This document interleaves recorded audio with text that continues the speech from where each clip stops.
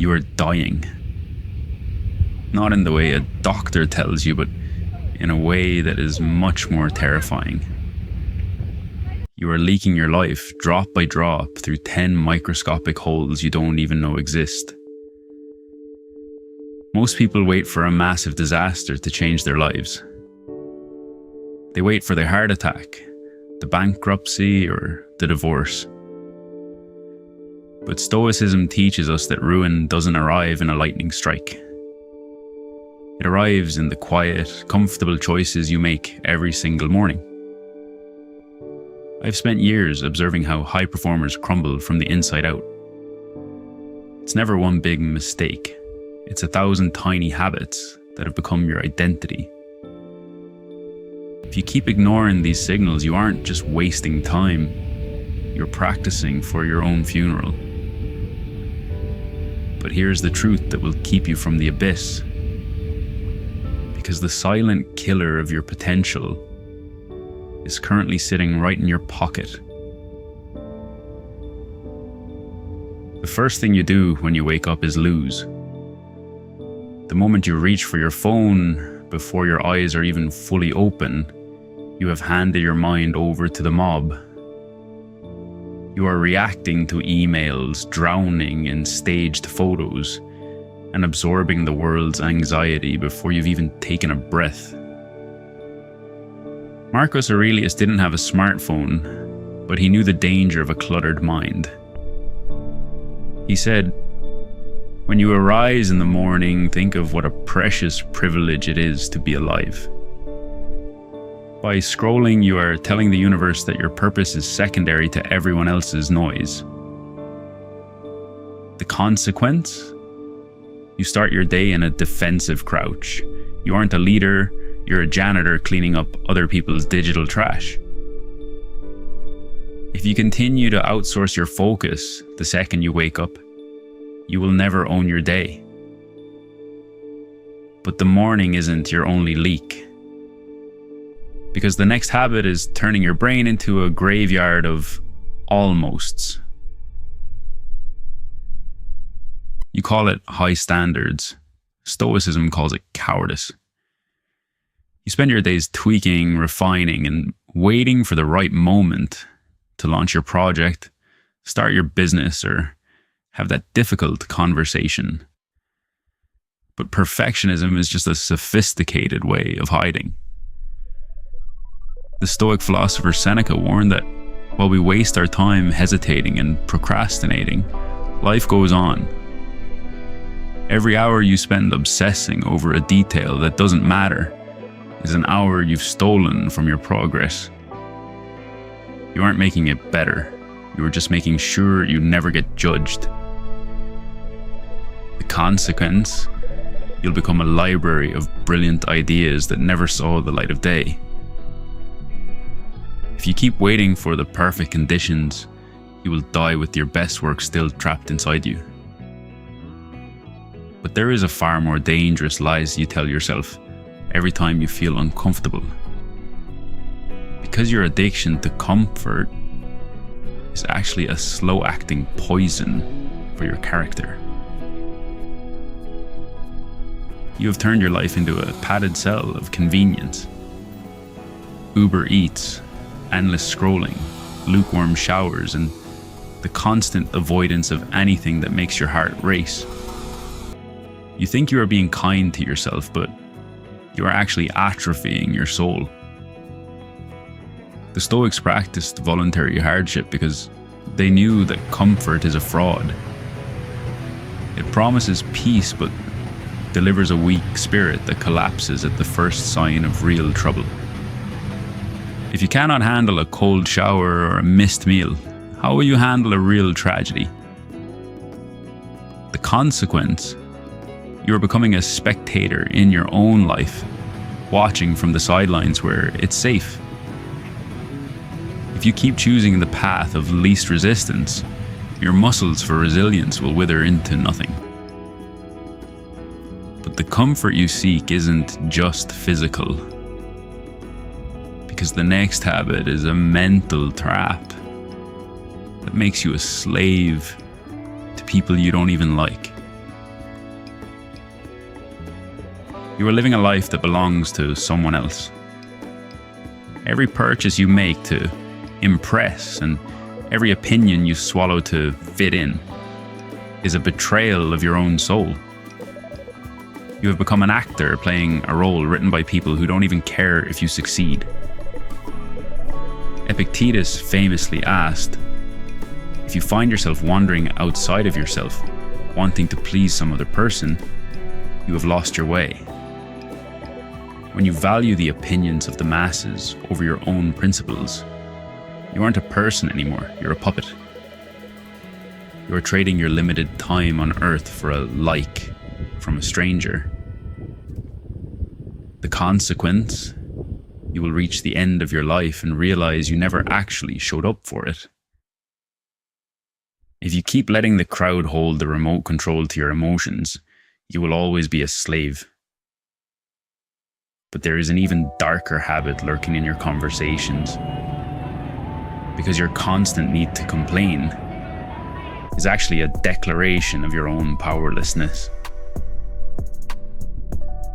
You think complaining is just venting, but it's actually a prayer to your own failure.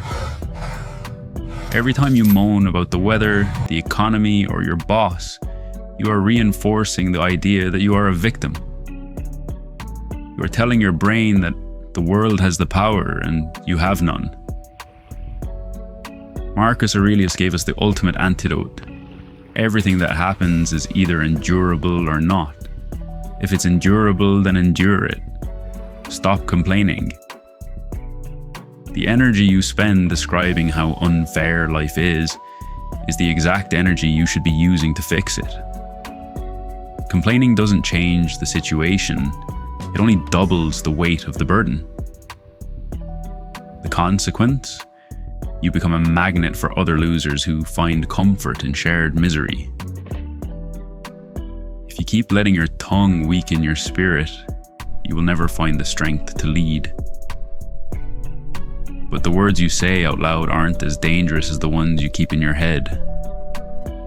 Because your habit of overthinking is actually a cowardly way of avoiding action.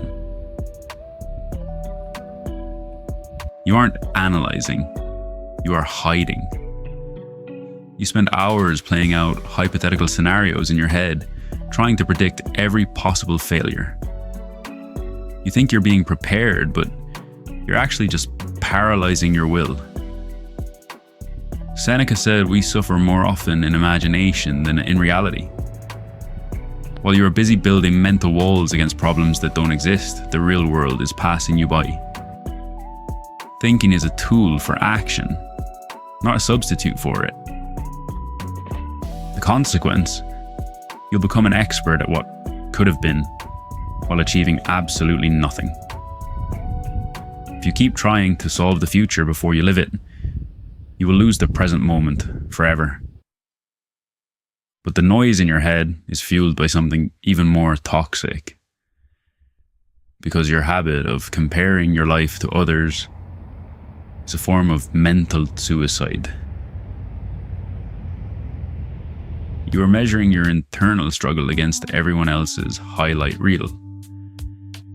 Every time you look at someone else's success and feel a sting of inadequacy, you are murdering your own progress.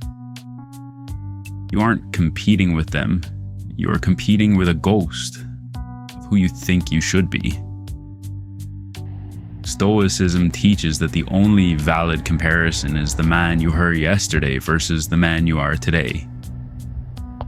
Focusing on another man's path ensures that you will trip on your own. Their wins don't make you a loser, but your obsession with them certainly does. The consequence? You will build a life that looks good to everyone else but feels like a hollow shell to you. If you keep looking sideways, you will never have the focus to look forward.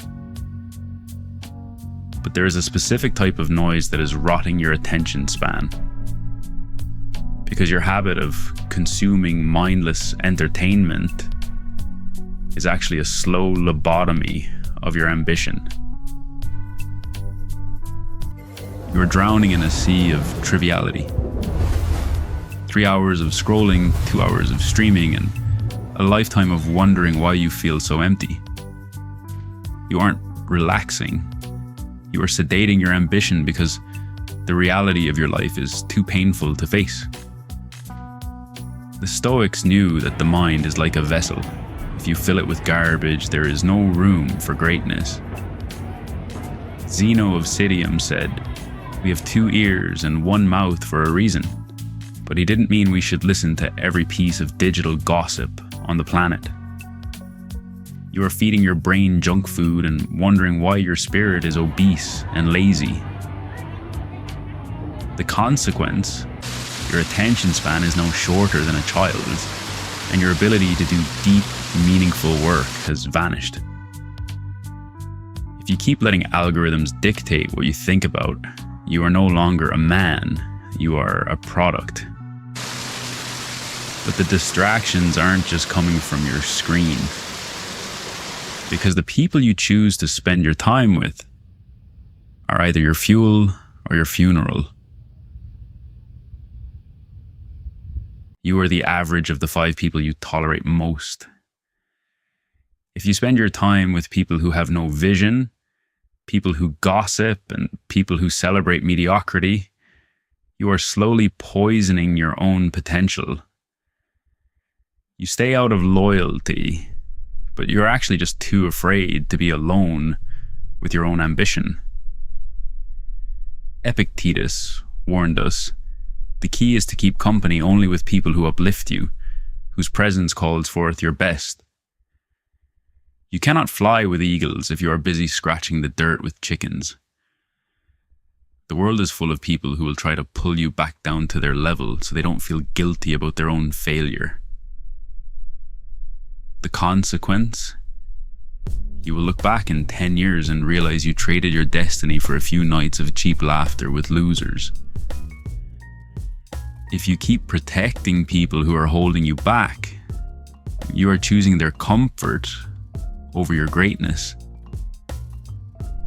But the most dangerous person in your life isn't your toxic friend, because the ultimate habit ruining your life is the one where you lie to yourself about time.